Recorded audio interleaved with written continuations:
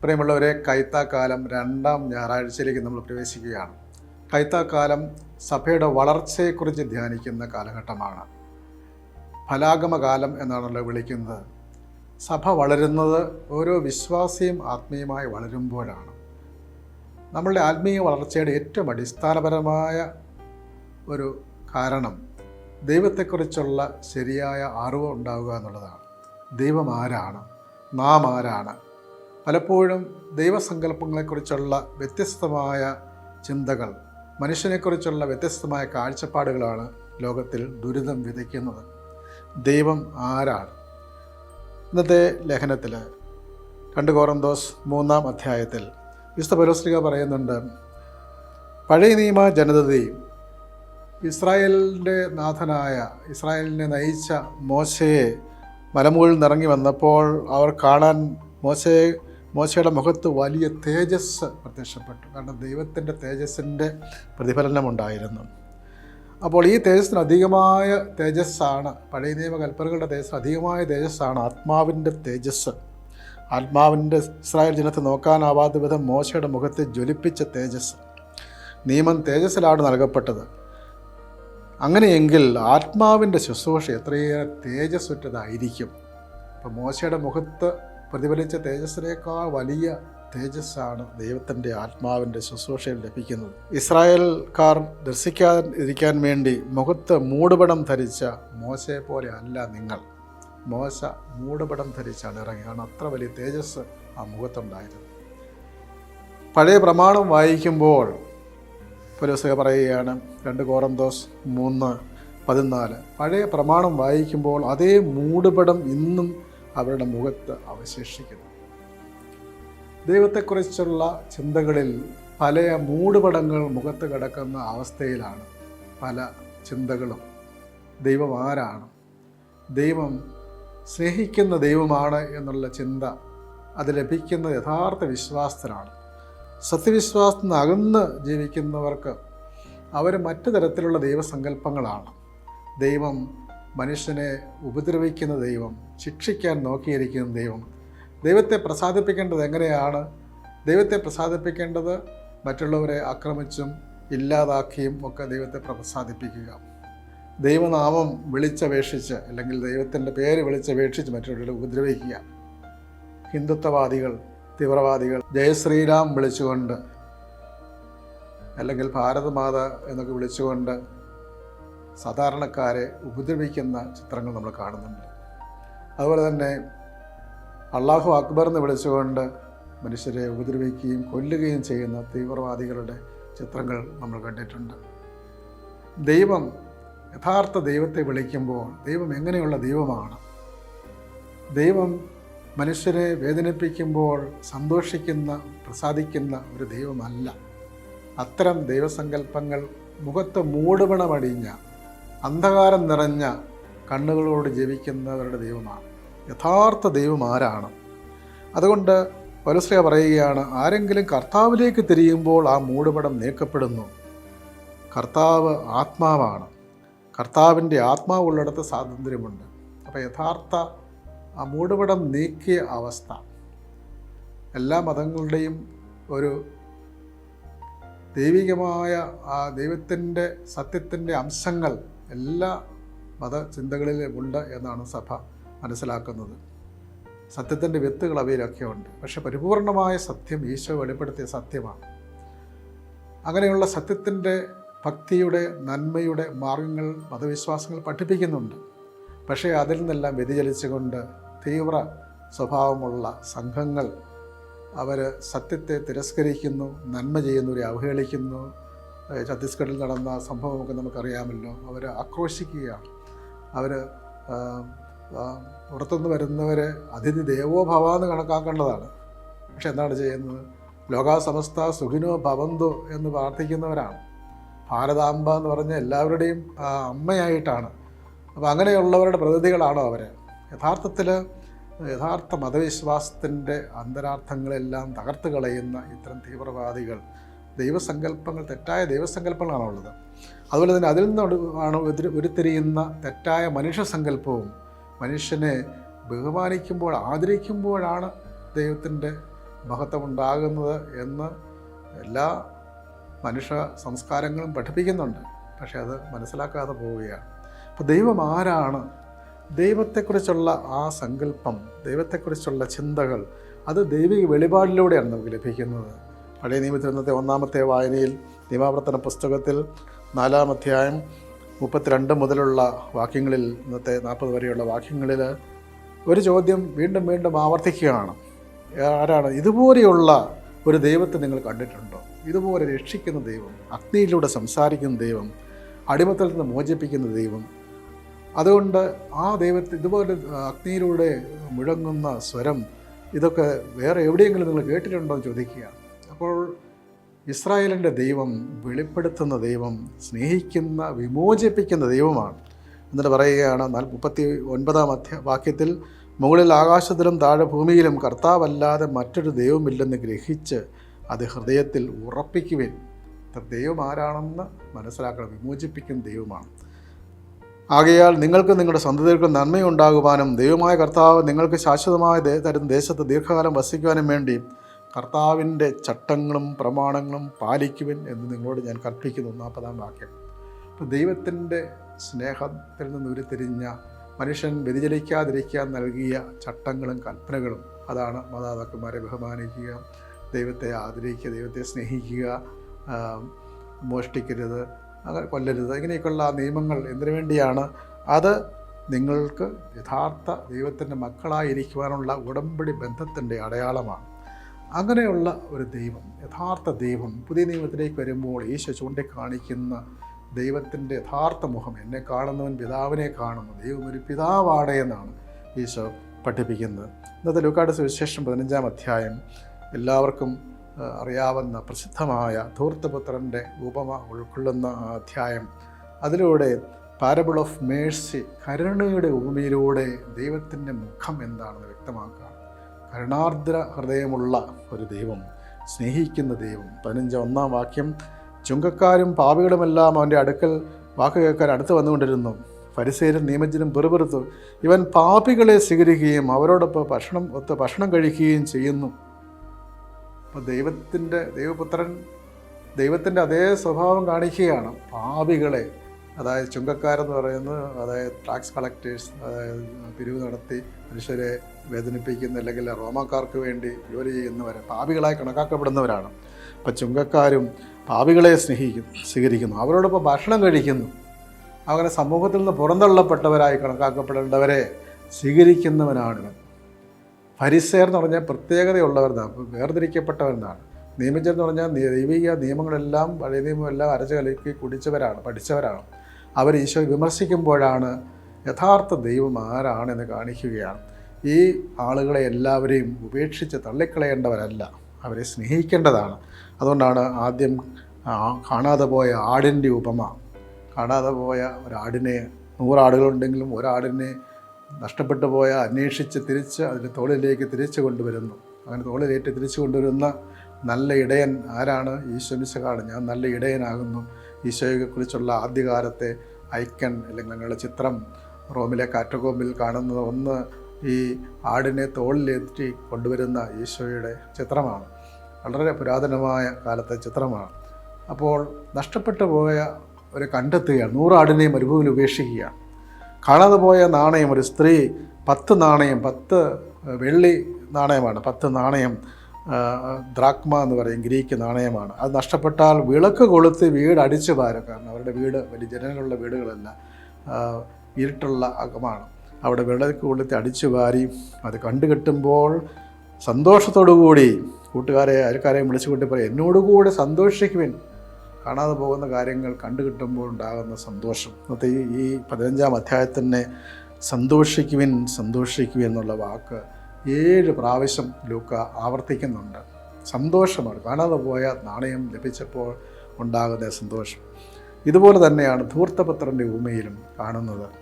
ഇവിടെയും ദൈവത്തിൻ്റെ മുഖം എന്താണെന്ന് കാണിക്കുകയാണ്. ഒരു മനുഷ്യന് 2 പുത്രന്മാരുണ്ടായിരുന്നു. ഇളയവൻ പിതാവിനോട് പറഞ്ഞു, എൻ്റെ സ്വത്തിൻ്റെ ഓഹരി എനിക്ക് തരിക. 12-ാം വാക്യം. അപ്പോൾ ഇളയവന് യഥാർത്ഥത്തിൽ കിട്ടേണ്ട ഓഹരി 3-ൽ 2 അവകാശിയാണ്. പക്ഷേ അത് ചോദിക്കേണ്ട സമയം എപ്പോഴാണ്? ഒരു പിതാവ് ജീവിച്ചിരിക്കുമ്പോൾ ചോദിക്കാറില്ല, പിതാവിൻ്റെ കാലശേഷമാണ് ആ ഇളയ മകനത് കിട്ടും. ആണ് ഇളയ മകനാണ് പിതാവിനെ നോക്കേണ്ടത്, അവരുടെ ചിന്തയനുസരിച്ച്, അവരുടെ ഇസ്രായേൽ പാരമ്പര്യമനുസരിച്ച്. അവനെന്ത് ചെയ്തു? അവനത് ചോദിച്ച് നിർബന്ധിച്ച് മേടിക്കുക. ഇളയ മകൻ അവൻ സ്വത്ത് അവർക്കായി ഭാഗിച്ചു. ഈ അപ്പൻ ഇളയ മകൻ എന്ത് ചെയ്തു?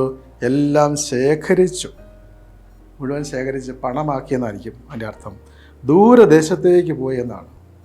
ദൂരദേശം, തൻ്റെ സ്വന്തം നാടും വീടും നാടും എല്ലാം വിട്ട്, ഇഷ്ടംപോലെ പണവുമുണ്ട്, പോവുകയാണ്. അവിടെ ചെന്ന് ധൂർത്തനായി ജീവിച്ചു എന്നാണ്. ധൂർത്തനായി ജീവിക്കുമ്പോൾ ഉണ്ടാകുന്ന രണ്ട് കാര്യങ്ങൾ. ഒന്ന്, ജീവിച്ചിരിക്കുന്ന പിതാവിനെ മരിച്ചവനായി കണക്കാക്കിയാണ് ഈ പണം വാങ്ങിച്ചത്. ഇത്ര ക്രൂരനായ ഒരു പുത്രനാണെന്ന് നോക്കുക. പത്രങ്ങളിൽ കാണുന്നുണ്ടല്ലോ, അപ്പൻ മകനെ കൊല്ലുന്നു, മകൻ അപ്പനെ കൊല്ലുന്നു, വീട്ടുകാരെല്ലാം കൂടെ പരസ്പരം ആക്രമിക്കുന്നു. ഇതുപോലെയുള്ള ക്രൂരതയാണ് ഈ മകൻ കാണിക്കുന്നത്. മാത്രമല്ല, അപ്പനെ അപമാനിക്കുകയും ചെയ്യുന്നു. സുഭാഷിതങ്ങളുടെ പുസ്തകം 28-ാം അധ്യായം 7-ാം വാക്യത്തിൽ, ദുർവൃത്തരമായ കൂട്ടുകൂടുന്നവൻ പിതാവിന് അപമാനം വരുത്തുന്നു. അങ്ങനെ ആ പിതാവിന് വലിയ അപമാനം, നാട്ടുകാർക്ക് മുഴുവൻ അപമാനം വരുത്തുകയാണ് ചെയ്തത്. അവൻ ദുർവൃത്തനായി പോവുകയാണ്. അവൻ പോയി വേറൊരു ദേശത്തേക്ക് പോവുകയാണ്. അവിടെ കഠിനക്ഷാമമാണ്. അപ്പോൾ ഇവൻ ചെല്ലുന്നത് എങ്ങോട്ടായിരിക്കും? വിജാതീയ ലോകത്തിലേക്ക് അവൻ പോകുന്നത്. സ്വന്തം വീട് വിട്ട്, സ്വന്തം സമൂഹത്തെ വിട്ട്, പിതാവിൻ്റെ സ്നേഹത്തിൻ്റെ വലയം വിട്ട് പോവുകയാണ്. അവിടെ ചെന്ന് ഈ യഹൂദ ബാലന് കിട്ടുന്ന ജോലി പന്നികളെ മേയ്ക്കുക. പന്നികൾ നികൃഷ്ട ജീവിയായിട്ടാണ് കണക്കാക്കപ്പെട്ടിരിക്കുന്നത് യഹൂദന്മാർക്ക് അന്നും ഇന്നും. അപ്പോൾ അങ്ങനെ പന്നികളെ മേയ്ക്കുകയാണ്. അവരുടെ കിട്ടുന്ന തവിട് കൊണ്ടെങ്കിലും വയറ് നിറയ്ക്കാൻ ആഗ്രഹിച്ചു. പക്ഷേ ആരും അവന് കൊടുത്തില്ല. അപ്പോൾ പുറം ലോകം, വിജാതീയ ലോകം, ലാഭേച്ഛയുടെ ലോകം, അവിടെ ഈ ജോലിക്കാർക്ക് കൊടുക്കേണ്ട കാര്യമൊന്നും അവർക്കില്ല. അങ്ങനെ ചിന്താഗതിയില്ല. അപ്പോൾ എന്ത് ചെയ്യുന്നു? അവൻ ആ അവസ്ഥയിൽ തളർന്ന് വീണ് കിടക്കുന്ന അവസ്ഥയിൽ, അവൻ്റെ അവസ്ഥ നോക്കുക. പന്നികളുടെ ഇടയിൽ വിശന്ന് തളർന്ന് കിടക്കുന്ന അവസ്ഥ പാപിയായ ഒരു മനുഷ്യൻ്റെ അവസ്ഥയാണ്. പാപത്തിൻ്റെ അവസ്ഥയിലേക്ക് അവൻ വീണുപോയി. സെൻ്റ് എഫ്രൈം പറയുന്നത്, ഇവനുണ്ടായ തകർച്ച അവൻ പാപം ചെയ്ത മനുഷ്യൻ്റെ തകർച്ചയാണ്. അവൻ വീട് വിട്ട് അന്യദേശത്ത് പന്നികളുടെ ഇടയിൽ നികൃഷ്ടമായ അവസ്ഥയിൽ പട്ടിണി കിടക്കുന്ന അവസ്ഥയാണ്. ആത്മീയമായ പട്ടിണി, അതുപോലെ തന്നെ അവന് ശാരീരികമായ പട്ടിണി. അവൻ്റെ അന്തസ്സ് നഷ്ടപ്പെട്ട് ധൂർത്തടിച്ച് എല്ലാം ഇല്ലാതാക്കി. അങ്ങനെ ധൂർത്തടിച്ച് ഇല്ലാതാക്കിയ ധൂർത്ത പുത്രനെ പോലെ തന്നെ ധൂർത്ത പുത്രിയുമുണ്ട്. അങ്ങനെ ഒരു ധൂർത്ത പുത്രിയാണ് ഇന്നത്തെ യെശയ്യായുടെ പുസ്തകം, ഇന്നത്തെ 2-ാം വായനയിൽ 3-ാം അധ്യായം 16 മുതൽ. അതായത് ഇസ്രായേൽ ജനത്തെ സിയോൻ പുത്രി എന്നായിട്ട്, ഇസ്രായേൽ ജനത്തിൻ്റെ അവസ്ഥ ഒരു തകർച്ചയിൽ കിടക്കുന്ന സിയോൻ പുത്രിയുടെ അവസ്ഥയായിട്ട് കണക്കാക്കുകയാണ്. അതായത് സിയോൻ പുത്രിമാർ ഗർഭിഷ്ഠരും ഞെളിഞ്ഞു നടക്കുന്നവരും കടക്കണ്ണെറിയുന്നവരും പാദസരം കിലുക്കി അലസകവനം ചെയ്യുന്നവരുമാണ്. അങ്ങനെയുള്ള ഒരുതരം ധൂർത്തമായിട്ടുള്ള അവസ്ഥ, സുഖലോലുപതമായ അവസ്ഥ. പഴയകാലത്തെ സ്ത്രീകളുടെ ആഭരണങ്ങളൊക്കെ വസ്തുചിത്രപരമായി ഗ്രാഫിക് ഡിസ്ക്രിപ്ഷൻ എന്ന് പറയും, അതുപോലെ ആ കണക്ക് പാദസരം കിലുക്കി നടക്കുന്നു. പക്ഷെ അവർക്ക് എന്താ സംഭവിക്കാൻ പോകുന്നത്? അവരുടെ ശിരസ് ചിരങ്ങ് കൊണ്ട് നിറയും, അവരെ നഗ്നരാക്കും. പാദസരത്തിൻ്റെ അലങ്കാരവും തലമുടിയുടെ നാടയും കിരീടവും കുണ്ടലവും വളയും കർണപടവും ശിരോവസ്ത്രവും തോൾവളയും അരപ്പട്ടയും സുഗന്ധ ചിമിഴും ഏലസും മുദ്രമോതിരവും മുക്കുത്തിയും വിലപിടിപ്പിച്ചുള്ള വസ്ത്രവും മേലങ്കിയും കുപ്പായവും ചെറുസഞ്ചിയും വാനിറ്റി ബായും ഒക്കെയാണ്. ലോലമായ വസ്ത്രവും പട്ടുവസ്ത്രവും തലപ്പാവും മൂടുപടവും. അതായത് പഴയ കാലത്ത് ഉള്ള ആടയാഭരണം ഇന്നത്തെ കാലത്തെ വെല്ലുന്ന തരത്തിലുള്ള ആടയാഭരണങ്ങളൊക്കെ അന്നുണ്ട്. പരിമളത്തിന് പകരം ദുർഗന്ധം, അരപ്പട്ടയ്ക്ക് പകരം കയർ, പിന്നിയ മുടിക്ക് പകരം കഷണ്ടി, വിലപിടിപ്പുള്ള പുറങ്കുപ്പായത്തിന് പകരം ചാക്ക്, സൗന്ദര്യത്തിന് പകരം അവമതി. നിൻ്റെ പുരുഷന്മാർ വാളിനിരയാകും, നീ ബലാത്കാരത്തിനിടയാകും. അങ്ങനെ തകർന്ന് വീണ് കിടക്കുന്ന ഇസ്രായേൽ ജനം, ദൈവകൽപ്പനകൾ ധിക്കരിച്ച് നഷ്ടപ്പെട്ട് തകർന്നു കിടക്കുന്ന ഇസ്രായേൽ ജനത്തിൻ്റെ പ്രതീകമാണ് ഈ സിയോൻ പുത്രി. ഈ അവസ്ഥയാണ് ഈ പുത്രന്, ധൂർത്തപുത്രന് വന്നിരിക്കുന്നത്.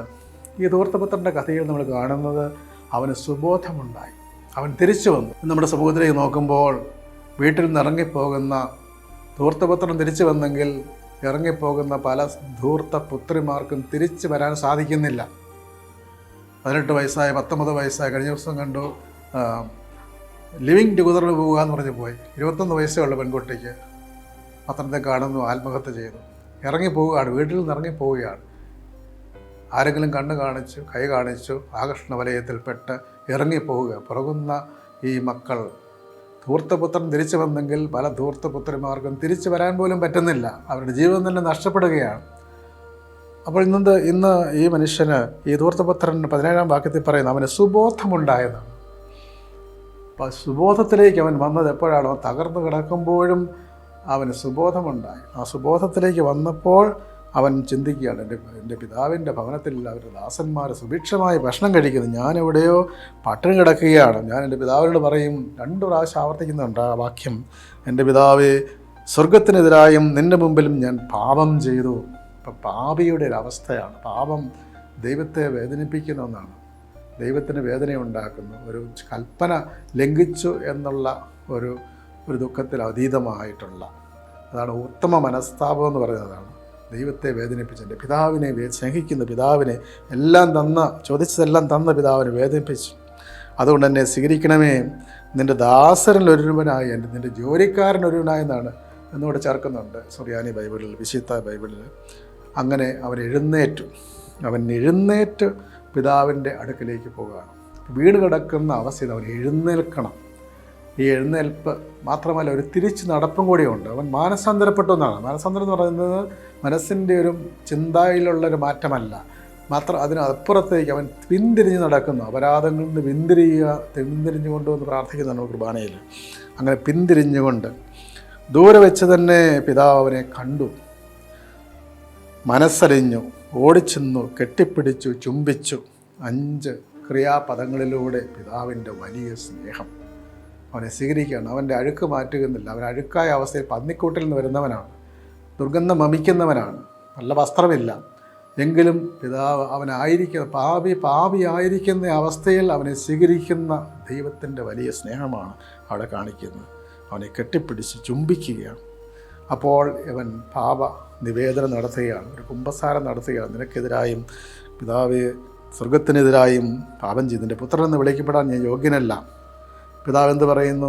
ഉടനെ മേൽത്തരം വസ്ത്രം കൊണ്ടുവന്നവനെ ധരിപ്പിക്കുവിൻ. അപ്പോൾ അവനെ നല്ല വസ്ത്രം കൊടുക്കുന്നത്, അവനെ ഭവനത്തിലേക്ക് പ്രവേശിപ്പിക്കുന്നത്, സഭയിലേക്ക് പ്രവേശിപ്പിക്കുന്ന ഒരു കൃപയുടെ വസ്ത്രം വീണ്ടും കൊടുക്കുന്ന മാമോദീസയുടെ പ്രത്യേക വസ്ത്രം കൊടുക്കുവിൻ. ഇവൻ്റെ കയ്യിൽ മോതിരം ഇടുവിൻ. പുത്രത്തിൻ്റെ അവകാശമാണ് മോതിരം. അവന് വീണ്ടും നഷ്ടപ്പെട്ടു പോയി. ആ മോതിരം അവനെ ഇടിയിക്കുകയാണ്. കാലിൽ ചെരുപ്പിടുവിൻ. മക്കൾക്കാണ് ചെരുപ്പ് കൊടുത്തിരുന്നത്, ദാസന്മാർ ചെരുപ്പിട്ടിരുന്നില്ല. കാലിൽ ചെരുപ്പണിയിക്കുവിൻ. കൊഴുത്ത കാളക്കുട്ടിയെ എന്ന് പറഞ്ഞാൽ കൊഴുപ്പിച്ച കാളക്കുട്ടി എന്ന് ശരിക്കും പറയും. അതിനുവേണ്ടി തന്നെ വളർത്തിയ അബ്രാഹാം വിരുന്നൊരുക്കിയ പോലെ തന്നെ അങ്ങനെയുള്ള കാളക്കുട്ടിയെ കൊല്ലുവിൻ, നമുക്ക് ഭക്ഷിച്ച് ആനന്ദിക്കാം. 24-ാം വാക്യം, ഈ മകൻ മൃതനായിരുന്നു, ഇതാ ഇവൻ വീണ്ടും ജീവിക്കുന്നു, ഇവൻ നഷ്ടപ്പെട്ടിരിക്കുന്നു, ഇപ്പോൾ വീണ്ടും കിട്ടിയിരിക്കുന്നു. അവർ ആഹ്ലാദിക്കാൻ തുടങ്ങി. അപ്പോൾ ഇവിടെ വലിയൊരു മാനസാന്തരത്തിൻ്റെ ഫലമായി പിതാവിൻ്റെ സന്നിധിയിലേക്ക് മകൻ വന്നപ്പോൾ ആ പിതാവിൻ്റെ ഹൃദയം, ഇതാണ് ദൈവം. യഥാർത്ഥ ദൈവം അനുദപിക്കുന്ന മക്കളെ ഇരുകരങ്ങളും നീട്ടി സ്വീകരിക്കുന്ന ദൈവമാണ്, അവരെ കുറ്റപ്പെടുത്തുന്ന ദൈവമല്ല. ഇതാണ് മനുഷ്യൻ, പശ്ചാത്തപിക്കുന്ന മനുഷ്യൻ. തെറ്റ് ചെയ്യുന്നതിനോർത്ത് പശ്ചാത്തപിക്കുമ്പോഴാണ് മനുഷ്യനാകുന്നത്.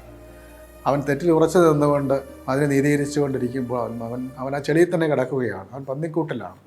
അവൻ പലതരത്തിലുള്ള തിന്മയുടെ അടിമത്തത്തിൽ കിടക്കുകയാണ്, വിദ്വേഷത്തിൻ്റെ മുൻവിധിയുടെയൊക്കെ അടിമത്തത്തിൽ കിടക്കുകയാണ്. അതിൽ നിന്ന് മോചനം. അപ്പോൾ മനുഷ്യനെക്കുറിച്ചും ദൈവത്തെക്കുറിച്ചുമുള്ള വലിയൊരു ദർശനം ഈശോ പങ്കുവയ്ക്കുകയാണ്. അപ്പോഴാണ് മൂത്ത മകൻ വരുന്നത്. മൂത്ത മകൻ, അപ്പോൾ 2 തരം മാനസാന്തരമാണ് ഉണ്ടാകുന്നത് ഈ മകൻ. അതായത് ഒന്നാമത്തെ മകൻ്റെ മാനസാന്തരം ഒരു ആക്ഷനിലൂടെയാണ് വരുന്നത്. ഈ 2ാമത്തെ മകൻ്റെ മാനസാന്തരം അവന് വരുന്നില്ല. അവൻ്റെ ആറ്റിറ്റ്യൂഡ്, അവൻ്റെ മനോഭാവം മാറുന്നില്ല. വീട്ടിലിരിക്കുന്ന ഈ മകൻ ഈശോയോട് ചോദ്യം ചോദിച്ച ഫരിസേയരുടെ പ്രതീകമാണ്, നിയമജ്ഞരുടെ പ്രതീകമാണ്. ഞാനോ നിൻ്റെ വീട്ടിൽ ദാസനെ പോലെ അടിമവേല ചെയ്യുന്നു, നിൻ്റെ സഹോദരൻ തിരിച്ചു വന്നെന്ന് പറഞ്ഞപ്പോഴത്തേക്കും ആഹ്ലാദം കേട്ടപ്പോൾ വീട്ടിലേക്ക് കയറാൻ മടിക്കുകയാണ്. ഒരുത്തൻ ഇറങ്ങിപ്പോയെങ്കിൽ മറ്റവൻ കയറാൻ മടിക്കുകയാണ്. അപ്പോൾ പിതാവ് പറയുകയാണ്, ഈ ഇവനെക്കുറിച്ച് പറയുകയാണ്, നീ എനിക്ക് വേണ്ടി ഒരു ആട്ടിൻകുട്ടിയെ പോലും തന്നില്ല, വേശികളോട് ചേർന്ന് നിൻ്റെ സ്വത്തെല്ലാം ധൂർത്തടിച്ചു, ഇല്ലാത്ത കാര്യങ്ങൾ കൂട്ടി പറയുകയാണ് ഈ മൂത്ത മകൻ.